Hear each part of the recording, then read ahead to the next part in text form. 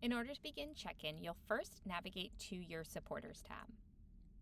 From here, you can scroll down and then click on the blue Show Only Ticket Holders.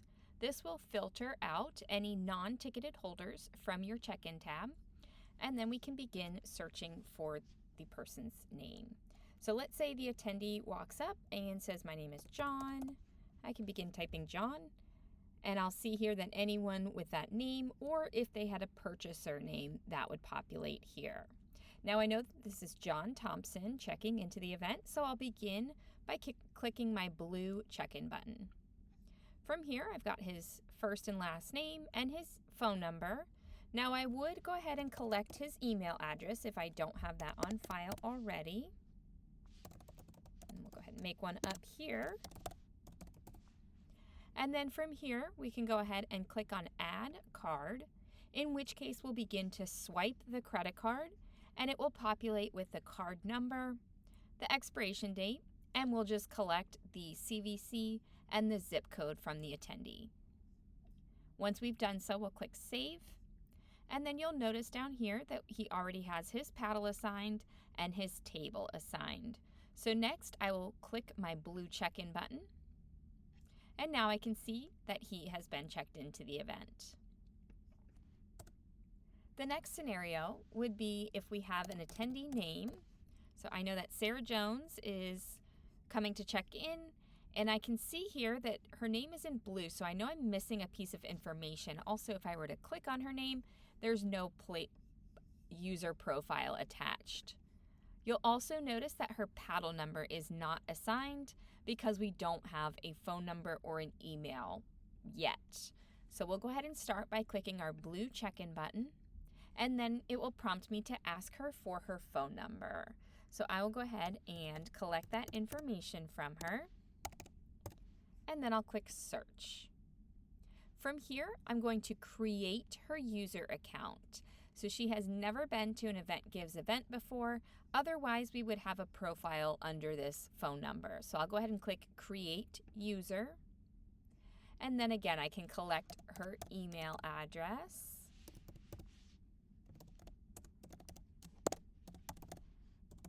And then we will go ahead and swipe her credit card by clicking Add Card.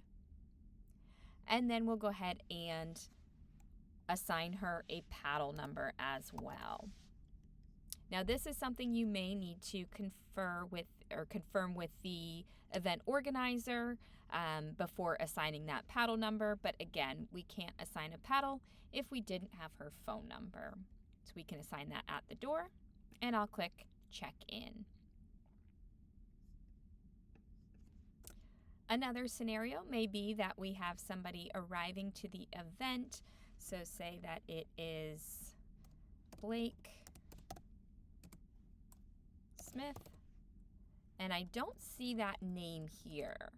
So I can also ask if they're here with a sponsorship, in which case Blake is with the Starbucks sponsorship.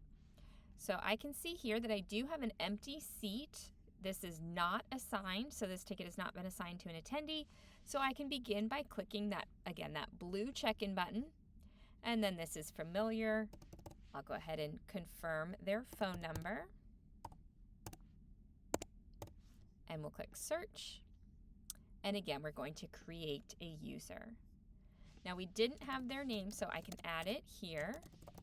Again, and I can add an email address, a credit card, and because we didn't have their information, I would then confirm with the event organizer and go ahead and we can assign a paddle. And we'll click Check In.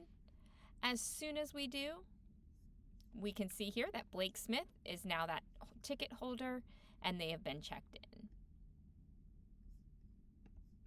The last scenario would be if somebody arrives to the event and they are taking the place of somebody else. So let's say that Karen can no longer make it to the event, so Jennifer is going to take her place. So I can see here I've got Karen Stevens. She can't make it. So instead of clicking my blue check-in button here, I'm going to click the 3 dots to the left of this individual's name, and I'll click Reassign. I'll then confirm here by clicking Reassign again, and it all brings it back to where we started. So I will ask her for her phone number, and then I can click search. And yes, this is the profile that is taking that ticket. So I will click yes. And just like that, now Jennifer is attending and I can check her into the event.